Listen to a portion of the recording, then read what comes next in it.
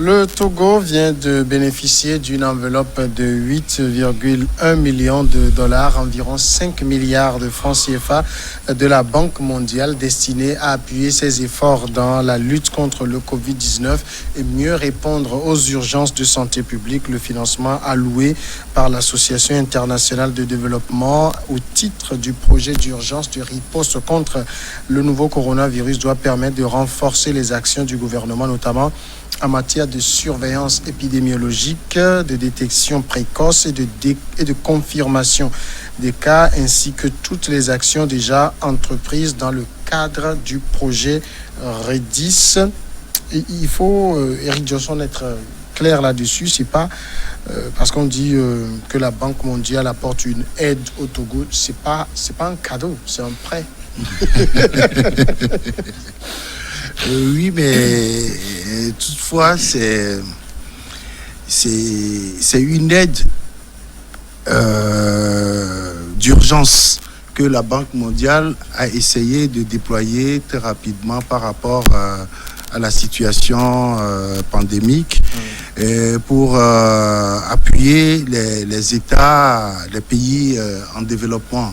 Moi, je dis toujours des pays en voie de sous-développement, parce qu'il faut passer une étape pour pouvoir parler de développement. Nous ne sommes pas en voie de développement avec cette situation de pauvreté, d'extrême pauvreté des populations. Ce que je retiens, aides ou prêts, je pense que il faut quand même le faire, parce que si les pays ne sont pas aidés, je ne vois pas comment ils pourront s'en sortir face à cette pandémie-là. Je dis, le 1er avril, lorsque le chef de l'État a fait son discours et a parlé d'un fonds de 400 milliards de francs CFA, et tout de suite, il y a eu des réactions pour demander mais où est-ce qu'il va trouver cet argent-là pour pouvoir tenir pendant les 3 mois d'état d'urgence sanitaire. Il y a eu une étude qui a été faite par les chercheurs à l'université de Lomé qui parle plutôt de 150 milliards par mois pour venir à bout de cette pandémie dans notre pays. Ça fait, sur les 3 mois, 450 milliards. Je dis que c'est bien d'avancer quand même un fonds de ce type-là pour pouvoir aider les populations. Parce que ce n'est pas seulement au niveau de ceux qui sont malades qu'on a besoin d'argent, mais c'est au niveau de toute la population. Et il y a les salaires qu'il faut payer, il y a d'autres besoins auxquels il faut venir à bout. Et je crois que l'appui de la Banque mondiale, c'est pour tous les pays. C'est pour, je crois, une quarantaine de pays. Ou par exemple, quand vous prenez le cas de l'Éthiopie seule, qui a plus de 40 milliards de la Banque mondiale. Le pays, c'est le second pays le plus peuplé de l'Afrique. Donc, le Togo a eu sa part. J'ai dit, Samuel, la question c'était de savoir si c'était une aide ou un prêt. J'ai dit, le format n'a pas été clairement défini. Tout ce qu'on a eu comme information, c'est que le Togo a demandé quand même à ses partenaires financiers de l'aider à pouvoir venir à bout de cette pandémie. Et l'Association internationale de développement a posé le problème au niveau de la Banque mondiale qui a accepté quand même débloquer ces 5 milliards-là au Togo pour pouvoir mettre dans les 400 milliards ou vous avez vu qu'il y a de bonnes volontés qui ont commencé, par donner de l'argent, je crois, à la SNPT 500 millions, d'autres structures, des banquiers aussi, etc. Mais toutefois, il y a encore des sociétés qui ne font pas encore l'effort. Qui font des bonus. Et donc, voyez-vous, il y a des projets, des programmes qui ont été concoctés par l'État, par exemple Novici, où déjà plus de 5 milliards ont été ventilés aux populations démunies et tout ça vulnérables.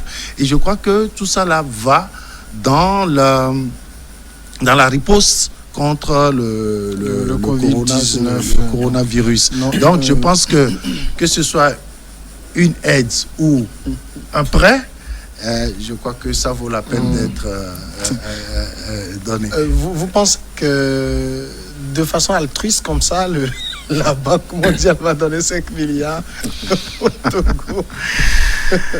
Non, d'abord, c'est une bouffée d'oxygène qui vient s'ajouter aux efforts qui sont déployés par l'ensemble du gouvernement dans cette lutte contre la pandémie depuis le début.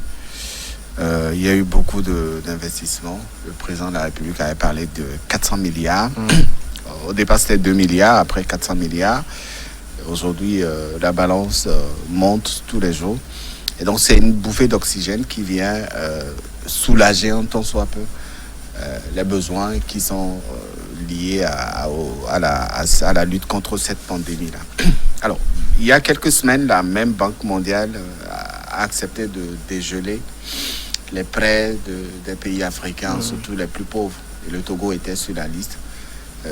Qu'est-ce qui s'est passé entre le jour de la prise de cette décision et cette générosité de la Banque mondiale à l'endroit du Togo? Je crois que ça répond à un besoin sollicité par le peuple, par le gouvernement togolais à l'endroit de cette institution qui est un partenaire sûr du Togo et qui a accepté de sortir 5 milliards de ses caisses pour les mettre à la disposition de notre pays. Mais nous connaissons très bien le fonctionnement de ces institutions. Ils donnent de l'argent, elles donnent de l'argent. Mais après, cet argent, il est transformé en prêt que vous allez payer après. Et donc, que personne ne s'illusionne pour croire que c'est un geste de générosité de la part de la Banque mondiale à l'endroit du Togo. Non, c'est une aide.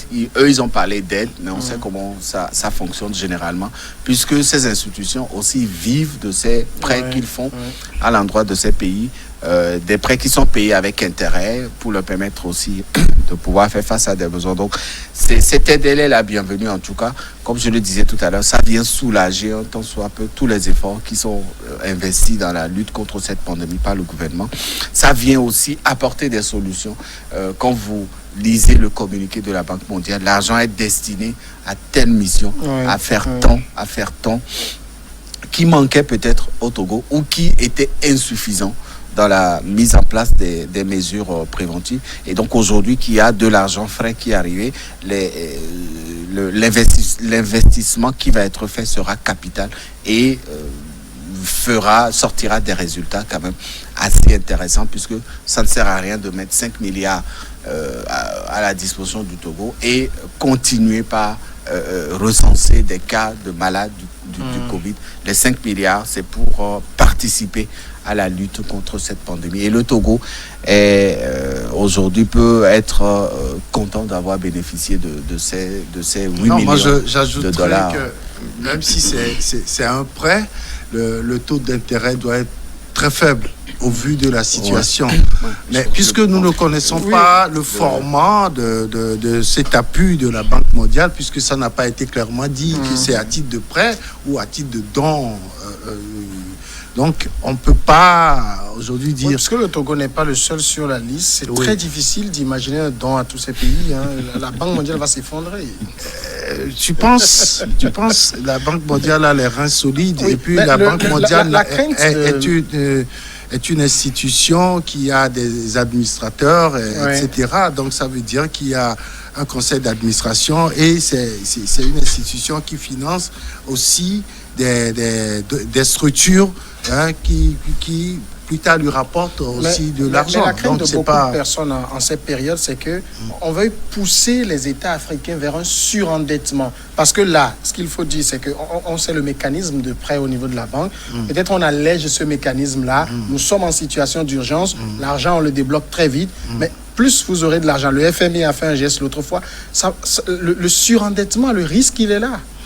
Mais Samuel, à cette période de crise, je ne pense pas que le surendettement soit le véritable problème. Le vrai souci, c'est de trouver des moyens pour pouvoir faire face à cette pandémie. Après, je crois que nous sommes des États. Nous sommes obligés parce que après le Covid-19, il y a une autre vie. Oui. Il faut travailler. On est obligé. Les dettes sont toujours là. Il faut les payer et il faut travailler pour ça. C'est ça le risque. Vous parlez de l'après. Oui. Tout le monde annonce une grande récession après. Oui. Si on est dans un surendettement, plus la récession, vous voyez la conséquence. Oui. Par exemple, si le Togo par rapport à ce qui s'est passé, je me rappelle un peu ce que le Togo a comme dette au niveau de la Banque mondiale aujourd'hui. Au lieu de payer sur 5 ans, il y a un rééchelonnement qui va jusqu'à 10 ans, 15 ans. Donc, ça nous donne le temps de quand même payer et c'est prêt. Donc, dans la macroéconomie, on ne fait pas de prêts jusqu'à s'émousser soi-même. Il y a des limites. Et ces limites-là, lorsque il y a une situation de crise, tout le monde peut les dépasser, mais avec des conditions bien aplanies pour pouvoir tenir après la crise. Moi, je pense que la Banque mondiale doit être beaucoup plus flexible face à cette crise que traverse le monde entier. Vous savez, le président Macron a interpellé ces institutions pour leur demander de faire des sacrifices pour aider les États africains à combattre ce fléau. Alors, quand on parle de dons ou d'aide dans le jargon ordinaire que nous connaissons, c'est un cadeau. Et donc, il serait difficile que la Banque mondiale revienne après 5 ans, 10 ans, dire que nous vous avions fait, c'était un prêt que nous vous avions fait dans le temps. Aujourd'hui, le monde entier traverse une situation de crise sanitaire. Nos États qui ne sont pas très clairs sur la chose, c'est à elle de nous dire c'est un don, c'est un prêt. Il faut qu'on soit... Non, c'est le donateur, c'est le donateur ou c'est leur donateur qui précise la nature de c'est ce que je disais. Donc, je parlais de format. Ils parlent d'aide. Voilà, le communiqué de la Banque mondiale parle d'aide. Alors, quand une aide dans une situation de crise, on sait que quand je vous apporte une aide, elle peut être volontaire, elle peut être rétributrice après. Mais dans la crise actuelle, tout le monde entier s'accorde à dire que les subventions, les aides, les appuis financiers internationaux, etc., que ça soit revu, que ça soit mis dans une formule qui consisterait à faire des dons au lieu de faire des prêts pour après vous calculer encore des intérêts. Parce que là, aujourd'hui, on parle de surendettement. Vous savez, face à cette crise, tous les États dans le monde entier sont rentrés dans leurs réserves. Tous les États. Aujourd'hui, surtout en Afrique, quand on connaît un peu nos limites, le Togo a sorti 400 milliards. On les a trouvés d'où? Les 400 milliards. On a mis en place le fonds. Le chef de l'État a mis en place le fonds qu'il faut pouvoir ravitailler. Voilà, comment ravitailler ces 400 milliards? En attendant de ravitailler les 400 milliards, on a distribué 5 milliards aux Togolais. OK? Alors, qui sont ceux qui vont participer au ravitaillement de ce fonds-là? Et comment ce ravitaillement va être fait? Est-ce que c'est des dons? C'est des dons volontaires? Est-ce que c'est des prêts qui vont être faits? Ça veut dire que nous n'avons pas les moyens financiers suffisants pour faire face à cette pandémie. Nous avons une petite réserve qui permettra peut-être de payer les charges, les priorités. Eric parlait tout à l'heure de salaire, qui permettra à l'État de faire face à ses obligations et tout. Alors, s'il faut encore sortir de l'argent de cette réserve-là, ou s'il faut encore faire un prêt pour demander un surendettement, je pense qu'à la fin du Covid, c'est le Togo qui va mourir. Donc, la Banque mondiale doit comprendre aujourd'hui que les milliards sur lesquels elle dort aussi là-bas, c'est l'argent des pays qui payent ou qui finance, etc. Alors, si le moment arrive de donner, puisque vous avez les moyens. Le président Macron l'a dit, aider les États africains, soulager dégeler les dettes, tout ça là, annuler s'il le faut. Ils étaient d'accord. Alors, vous acceptez d'annuler. Et quand vous faites des dons après, je pense qu'après, vous n'allez pas venir dire que c'est un prêt qu'il faut payer. Ce sont les États qui sont allés vers la Banque mondiale. Hein. Oui, justement. C'est ce qu'on disait tout à l'heure, pas l'entremise dans le cas du Togo. Pour demander un prêt, c'est pas pour demander de donner de l'argent. Hein. Non. C'est-à-dire que vous faites un projet, vous envoyez le projet est étudié et rapidement on voit la nécessité de financer et puis on vous signe un accord de financement et puis on vous débloque les sous. C'est simple. C'est l'État qui va vers la Banque mondiale. Ouais. L'État va aujourd'hui, avec la proposition de fonds de 400 milliards, c'est que l'État togolais doit chercher cet argent-là un peu partout au niveau de ses partenaires financiers et même du secteur privé national. Donc voilà comment ça se présente et la Banque mondiale a réagi, le FMI a réagi, l'Union européenne également a réagi, mais quand vous voyez un peu comment ça se passe, c'est que chacun vient en disant moi, par rapport à ce que vous avez demandé, moi je prends ce secteur-là.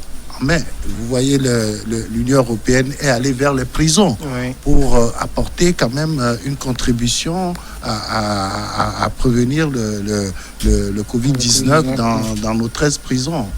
Il y a la France qui a aussi annoncé un appui de 3 millions d'euros au plan de riposte. Ça fait aussi beaucoup d'argent, hein, même si ça n'atteint pas la cagnotte des 400 milliards, c'est quand même beaucoup d'argent. Et il y a beaucoup qui pointent le risque qu'on connaît dans nos pays que les détournements s'accroissent également. Oh, mais là, sur ce coup-ci, je pense que les choses ne se passeraient pas comme avant. Hein. C'est un budget qui est surveillé par la présidence de la République. Hein. Et donc, on sait à quoi va servir ce budget. Oui, mais pour le moment, vous avez vu avec le programme Novici, tous les matins, on informe de combien est sorti, combien de Togolais ont reçu.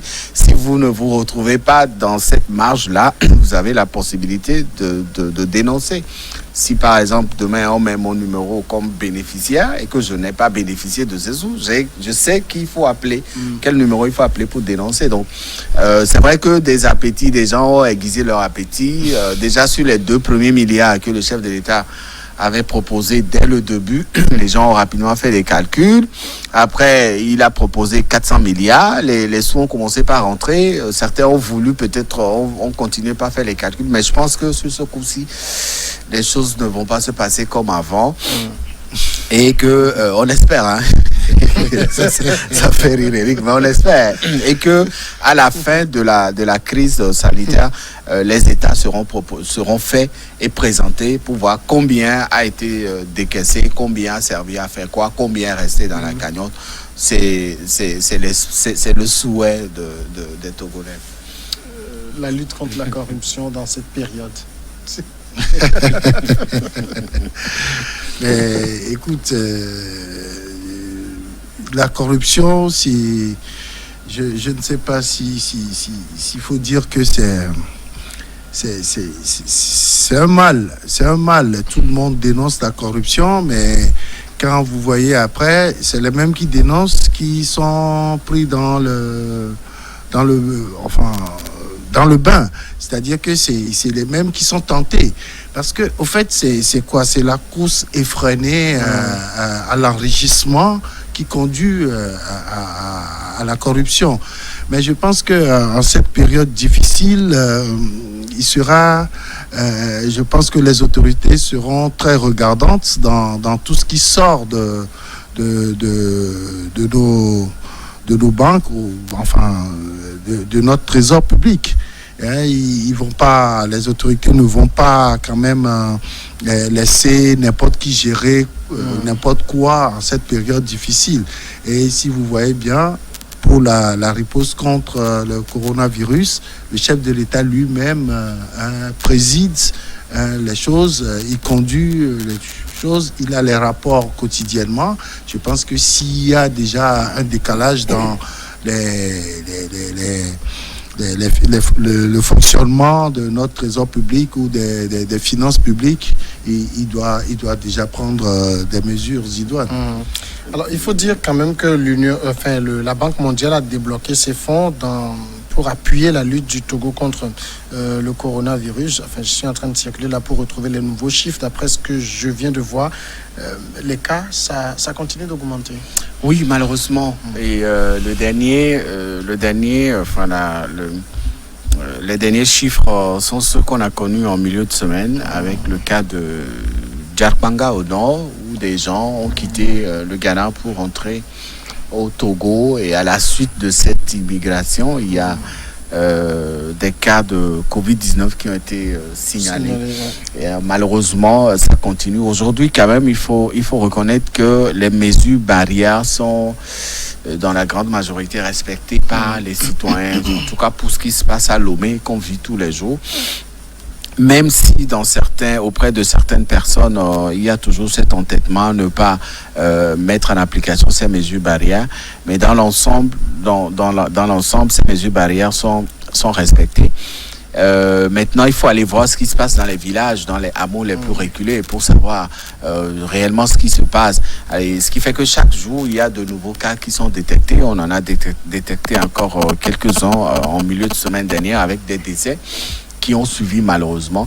Nous ne sommes pas... Le Togo fait ce qu'il peut, en tout cas, dans l'ensemble. Depuis le début de cette crise, on a vu un peu beaucoup d'investissements, beaucoup de présence et beaucoup de responsabilités qui ont été prises par les autorités dans la lutte contre cette pandémie. Dans les autres pays, les contaminations continuent toujours avec des cas avérés, etc. Heureusement que la situation au Togo, elle est plus ou moins stable avec le nombre de décès. On parle de on est à 9 décès. Voilà, 9 décès sur la centaine de contaminés.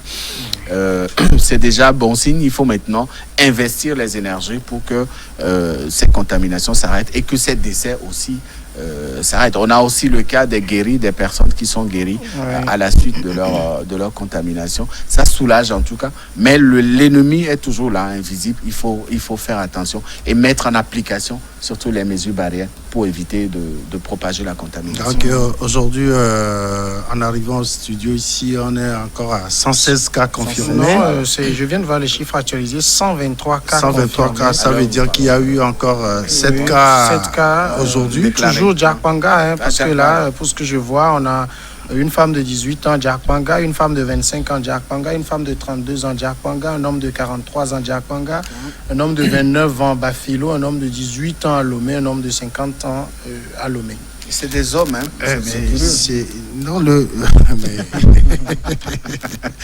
Mais c'est quand même inquiétant, hein, parce que il y a eu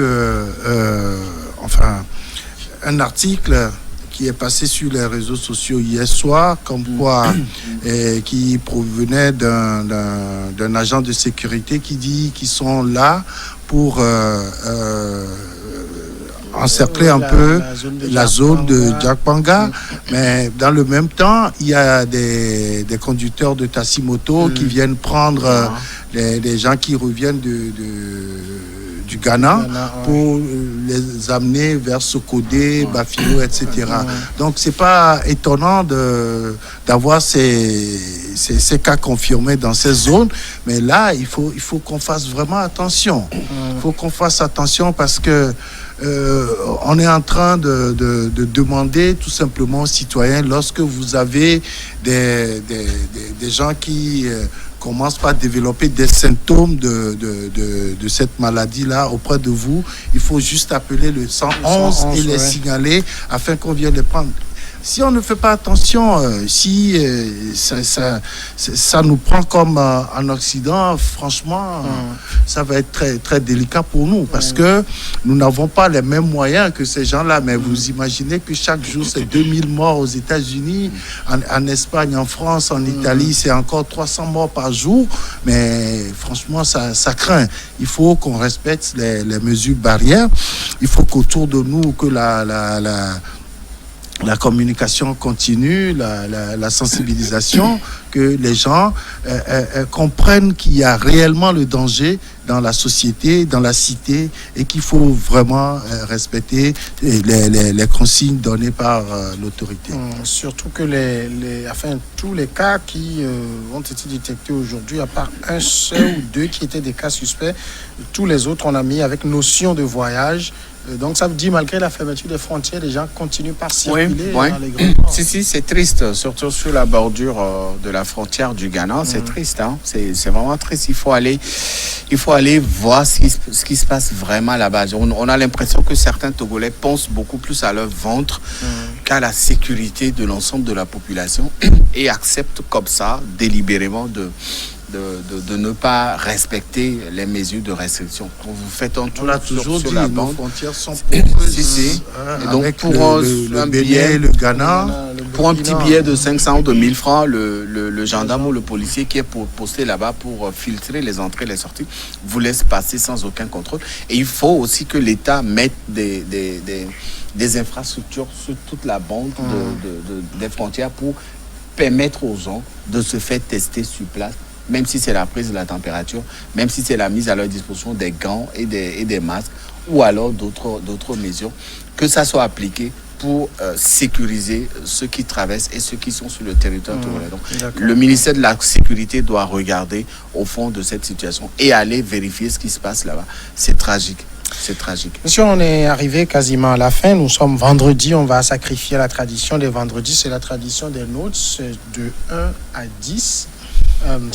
Qu'est-ce qui vous aura marqué dans la semaine? C'est un fait, c'est quelqu'un à qui vous voulez attribuer quelle note et pourquoi, Eric Johnson? Je ne sais pas si je peux respecter votre tradition, mais mes inquiétudes, c'est surtout sur l'évolution de la contamination du coronavirus dans notre pays, avec surtout l'entrée sur le territoire des Togolais du Ghana surtout. Hein. Je ne sais pas s'il faut donner une note à qui et pourquoi, parce que aux citoyens, aux inciviques peut-être. Oui, mais enfin la note là sera franchement négative. Oui. Ah, mais je sais pas. Mais je dis quand même un grand merci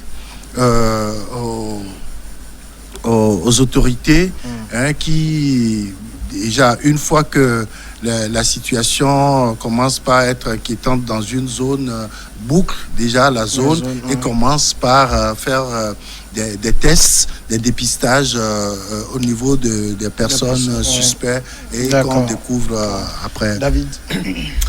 Moi, je vais noter le ministre Yark, parce que vendredi dernier, j'ai eu la formidable chance d'avoir intégré, d'avoir été témoin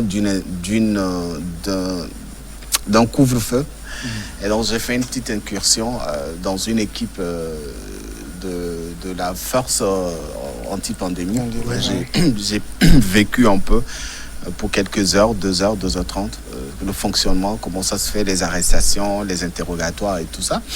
Et donc, j'étais là quand le ministre Yark, dans sa tournée nocturne régulière, quotidienne, était arrivé. On ne s'est pas vu, on ne s'est pas salué, j'ai pas pu parce qu'il était tout. Mais j'ai vu en lui un homme très sensible, à l'écoute des besoins des personnes qui ont été arrêtées.